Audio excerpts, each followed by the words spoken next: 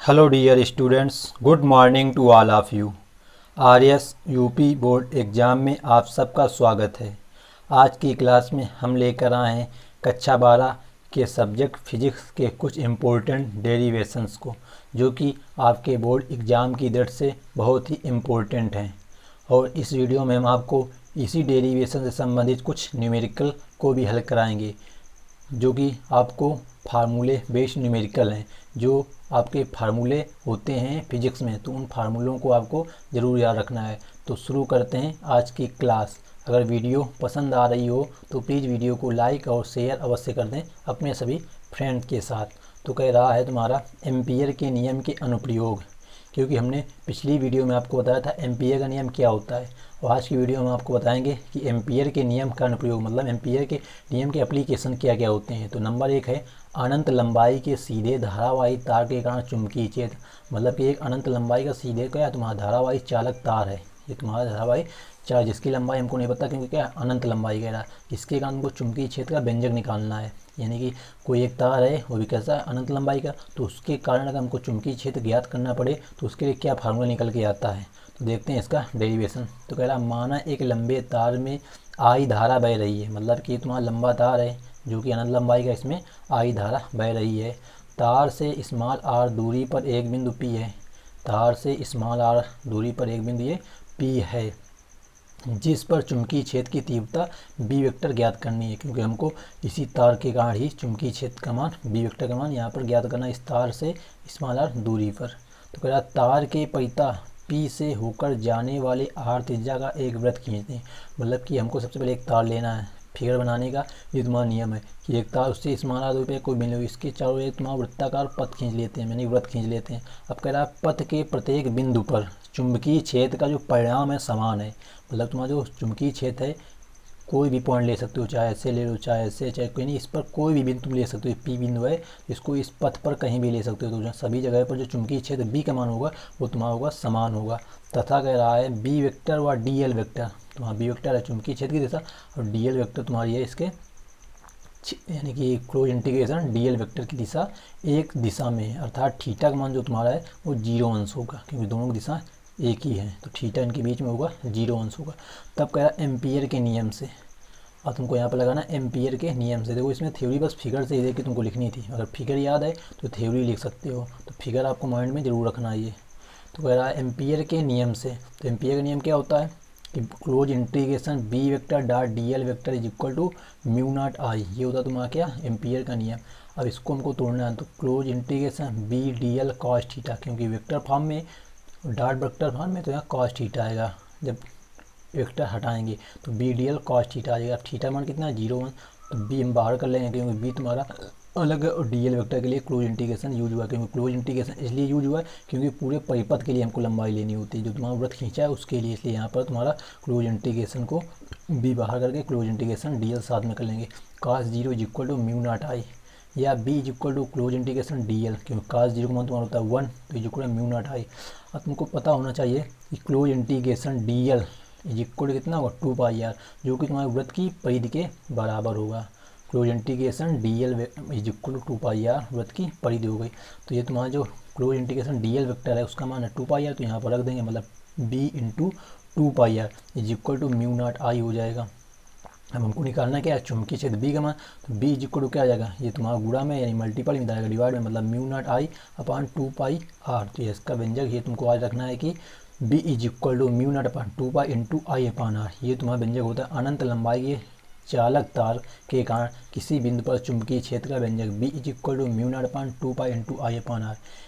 इस फार्मूले से संबंधित न्यूमेरिकल हमने आपको इससे पहली वाली वीडियो में कराए थे, तो अभी तक आपने उस वीडियो को अगर नहीं देखी तो प्लीज़ उस वीडियो को जा कर के अवश्य देखें, तो आपको इस फार्मूले से संबंधित सभी प्रकार के न्यूमेरिकल आने लगेंगे। तो देखते हैं अगला एप्लीकेशन जो कि आपका है धारावाही टोरॉइड के कारण चुंबकीय क्षेत्र, क्योंकि ये भी तुम्हारा है एम्पीयर के नियम का ही एप्लीकेशन। तो देखते हैं इसमें तुमको क्या क्या लिखना है और कैसे इसका डेरिवेशन कहता है और इसका फार्मूला क्या निकल के आता है। तो कह रहा है धारावाही टोरॉइड के कारण चुंबकीय क्षेत्र। तो कह रहा है यह एक वृत्ताकार खोखला छल्ला होता है। मतलब जो तुम्हारा धारावाही टोरॉइड होता है ये एक वृत्ताकार खोखला छल्ला होता है, जिस पर किसी तार के अत्यधिक फेरे पास पास सटा कर लपेटे जाते हैं। मतलब कि तुम्हारा जो खोखला छल्ला है इस पर कोई तार है, उसके हमने अधिक फेरे पास पास सटा करके लपेट देते हैं। तो कह रहा माना टोरॉइड की प्रति मीटर लंबाई में n फेरे, मतलब जो तुम्हारा टोरॉइड है उसकी प्रति मीटर लंबाई में n फेरे हैं तथा इसमें I धारा प्रवाहित हो रही है। धारा से टोरॉइड के भीतर चुंबकीय क्षेत्र उत्पन्न होता है। जब धारा इसमें देते हैं तो जो तुम्हारा टोरॉइड है इसके भीतर क्या होता है, चुंबकीय क्षेत्र B का उत्पन्न होता है। तो टोरॉइड के भीतर चुंबकीय बल रेखाएं संकेंद्रीय वृत्तों के रूप में होती हैं। तो ये पॉइंट आपको याद रखना है कि टोरॉइड के भीतर जो चुंबकीय बल रेखाएं होती हैं वो संकेंद्रीय वृत्तों के रूप में होती हैं, क्योंकि क्वेश्चन 1 नंबर में आता है कि टोरॉइड के भीतर चुंबकीय बल रेखाओं के किस रूप में होती हैं, तो संकेंद्रीय वृत्तों के रूप में होती हैं। अब इसका फिगर देख लेते हैं। तो सबसे पहले आपको एक वृत्त बना लेना है। फिर ये तुम्हारा जो हो गई धारावाही टोरॉइड की क्रोड है, ये तुम्हारा जो डाट डाट है ये क्रोड है, ये तुम्हारा पूरा धारावाही टोरॉइड है, क्योंकि ये तुम्हारा क्या वृत्ताकार छल्ला है। और इसमें देखो जरा ये I धारा तुम्हारे यहाँ से प्रवाहित हो रही है ऐसे, ये ऐसे ऐसे तुम्हारे क्या तार के फेरे हैं जो कि प्रति मीटर लंबाई में n फेरे हैं। तो इसमें ये I धारा यहाँ से निकल आ रही है आकर के। तो अब देखते हैं इसका फार्मूला कैसे हम प्रूव करके लाएंगे।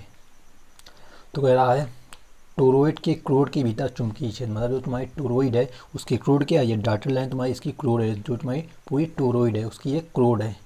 तो इसके यहाँ पर यानी कि ये बिंदु P पर हमने ले लिया है चुंबकीय क्षेत्र P के मान यहाँ पर ज्ञात करना। तो लिखा है इसमें माना टोरॉइड की क्रोड के भीतर बिंदु P पर चुंबकीय क्षेत्र ज्ञात करना है। हमने इसलिए मान लिया कि बिंदु P पर चुंबकीय क्षेत्र का मान ज्ञात करना है। इसकी रेडियस कितनी हमने ले ली, स्मॉल एल ले ली है। तो कह एम्पियर के नियम से close integration B vector dot DL vector equal mu naught into I समीकरण इसको डाल देंगे। क्यों, क्योंकि यहाँ पर एम्पियर का नियम क्यों यूज हुआ है, क्योंकि तुम्हारे एम्पियर के नियम का ही क्या है एप्लीकेशन, इसलिए यहाँ पर तुमको एम्पियर का नियम लगाना आवश्यक है और इम्पोर्टेंट भी है। तो कह रहा है जहाँ I वृत्त द्वारा घिरी गई कुल धारा है, मतलब जो तुम्हारे I है वो जो वृत्त तुमने बनाया वृत्त का छल्ला इसके द्वारा घिरी गई कुल धारा है। तो तुम्हारा हो जाएगा close integration B vector dot DL vector is equal to close integration B DL cos theta, क्योंकि वेक्टर फॉर्म में वेक्टर फॉर्म से हम जब हटाते हैं वेक्टर फॉर्म तो कॉस थीटा आता है, तो कॉस थीटा हो गया। अब देखो दोनों की दिशाएं सेम होंगी, तो थीटा इज इक्वल होगा 0 1, तो ये हो जाएगा close integration B DL cos 0।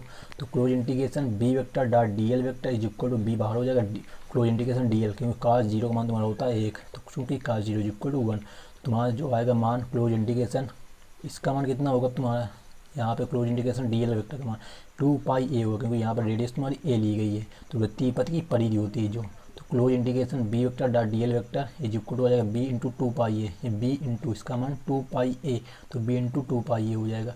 अब कह रहा है जो तुम्हारा 2 पाई a है जो परिधि इसमें फेरों की संख्या कितनी होगी, क्योंकि तुम्हारे प्रति मीटर लंबाई में n फेरे थे, तो जब इतने में हमको निकालना है फेरों की संख्या तो इतना गुणा हो जाएगा, मतलब n इंटू 2 पाई a हो जाएगा। तब वृत्तीय पथ द्वारा घिरी गई कुल धारा क्या हो जाएगी। अब देखो जरा वहाँ पे तुम्हारी जो धारा थी वो कितने के लिए थे, केवल n फेरों के लिए थे।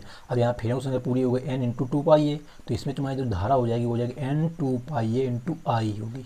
बस यही पॉइंट आपको ध्यान देना, 2-3 पॉइंट। तो फिर आता है समीकरण 1 से close integration B vector dot DL vector equal to mu naught I, ये तुम्हारा समीकरण 1 था।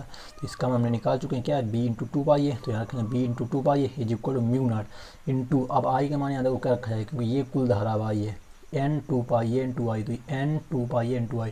देखो यहाँ पर क्या क्या कैंसिल होगा, 2 पाई से 2 पाई कैंसिल, a से a कैंसिल, तो तुम्हारा धारावाही टोरॉइड का जो व्यंजक आएगा वो आएगा B is equal to mu naught n I. तो ये व्यंजक भी आपको याद रखना है। धारावाही क्रोड के कारण उसके अंदर नहीं क्रोड पर चुंबकीय क्षेत्र B का मान होता है म्यू नॉट n आई। तो ये व्यंजक आपको याद रखना है। अब देखते हैं अगर धारावाही क्रोड के भीतर अगर निकालना है और बाहर निकालना है तो क्या होगा, तो उसके लिए फिगर ये हो जाएगा तुम्हारा। तो इसका फिगर तुम्हारा ये देखो जरा, ये तुम्हारा भी ये वाला फिगर तुमने ऊपर पीछे बनाया था। अब इसके बाहर कह रहा क्योंकि टोरॉइड के बाहर चुंबकीय छेद, तो ये बाहर हम क्रोड बना लेंगे, क्योंकि वहाँ पर अंदर क्रोड थी यहाँ बाहर हो जाएगी। जब क्रोड बाहर हो जाएगी तो ध्यान देना धारा तुम्हारी इसमें बहेगी, यहाँ पे आई धारा जाएगी, यहाँ आई निकलेगी, धारा तो इसमें केवल बहेगी, यहाँ तो धारा होगी नहीं। जब यहाँ धारा ही नहीं होगी तो तुम्हारे यहाँ पर चुंबकीय क्षेत्र B क्या हो जाएगा, शून्य हो जाएगा। इस वाले व्यंजक से ऊपर से देखें अगर तुम आई का मान 0 तो B का मान क्या हो जाएगा, शून्य हो जाएगा। तो यही आपको ध्यान रखना है कि टोरॉइड के बाहर चुंबकीय क्षेत्र B का मान क्या होता है, शून्य होता है, क्योंकि वहाँ पर जो क्रोड होती है उस पर धारा का मान शून्य होता है। इसी प्रकार टोरॉइड के अंदर चुंबकीय क्षेत्र की बात होती है जब, तो टोरॉइड के अंदर देखते हैं, टोरॉइड के अंदर ये है तुम्हारा, ये हमने डाटा लाइन कोड बना लिया है। अब देखो टोरॉइड तो ये तुम्हारी धारा इसमें बहेगी आई, सेम तो हमको फेरे पता है, इन फेरे हैं, इसी में धारा तुम्हारी बहेगी आकर के। अब इसमें हमने बिंदु आर मान लिया, इसके अंदर एक बिंदु, इसकी त्रिज्या तुम्हारी कितनी A2 है। अब यहाँ पर हमको चुंबकीय क्षेत्र बात आएगी कि यहाँ पर चुंबकीय क्षेत्र निकालें, तो यहाँ पर चुंबकीय क्षेत्र क्या होगा, तो यहाँ भी तुम्हारा शून्य होगा। शून्य क्यों होगा, क्योंकि यहाँ भी तुम्हारा जो धारा आई के मान है वो क्या है, शून्य, क्योंकि धारा तुम्हारी केवल इस टोरॉइड पर बह रही, टोरॉइड की कोड जो अंदर हमने खींची है उस पर नहीं बह रही है। तो बस यही आपको 2-3 पॉइंट याद रखने हैं कि जब टोरॉइड के बाहर चुंबकीय क्षेत्र रहेगा तो शून्य, और टोरॉइड के अंदर चुंबकीय क्षेत्र वो भी शून्य। बट जब टोरॉइड की क्रोड पर चुंबकीय क्षेत्र वो होगा व्यंजक μ0 ni, इस पर आपके न्यूमेरिकल आते हैं।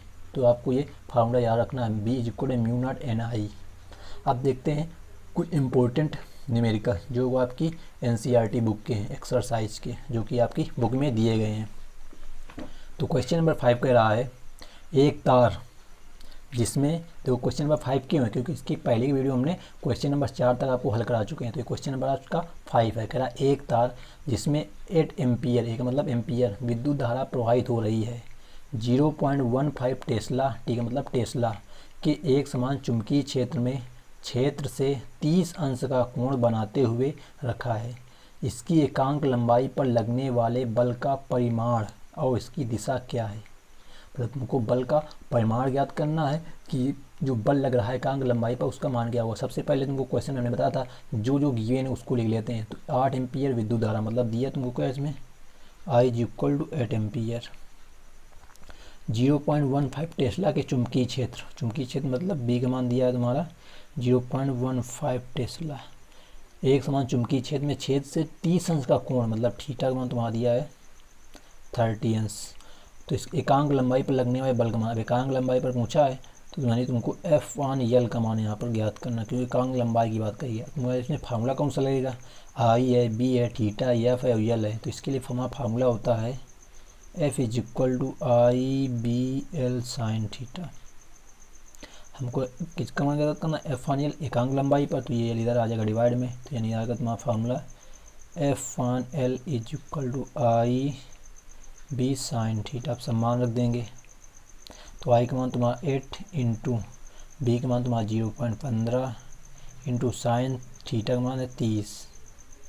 तो देखो क्या आएगा, जैसे गुणा करना 15 8 120, या देखो गुणा ना कराओ 8 गुणते 0.15 गुणते, अब साइन 30 का मान कितना होता है 1/2, 2 से कट जाएगा 4 बार में, तो 15 चौको 60, अंक में 2 अंक में दशमलव लगाना है, तो दशमलव ये, मतलब तुम्हारा जो बल आ जाएगा F1L का मान 0.60 न्यूटन पर मीटर आएगा, क्योंकि एकांक लंबाई पर पूछा गया है क्वेश्चन में, L का मात्रक मीटर होता है, तो 0.60 न्यूटन पर मीटर हो जाएगा इसका आंसर तुम्हारा क्वेश्चन नंबर 5 का। अगला क्वेश्चन, 6वां क्वेश्चन जो तुम्हारा है, कह रहा है एक 3 सेंटीमीटर लंबा तार, तुम्हारा लंबाई है तार की कितनी 3 सेंटीमीटर लंबा तार, जिसमें 10 एम्पियर विद्युत धारा प्रवाहित हो रही है, और उसमें धारा तुम्हारी है 10 एम्पियर, एक परिनालिका के भीतर उसके अक्ष के लंबवत रखा है। तुम्हारा धारावाही है वो कहाँ है, परिनालिका के भीतर उसके अक्ष के लंबवत रखा है, लंबवत मतलब थीटा कितना होगा 90 अंश। तो परिनालिका के भीतर B का मान 0.27 टेस्ला है, तार पर लगने वाला चुंबकीय बल क्या है, इसमें भी बल का मान पूछा गया है।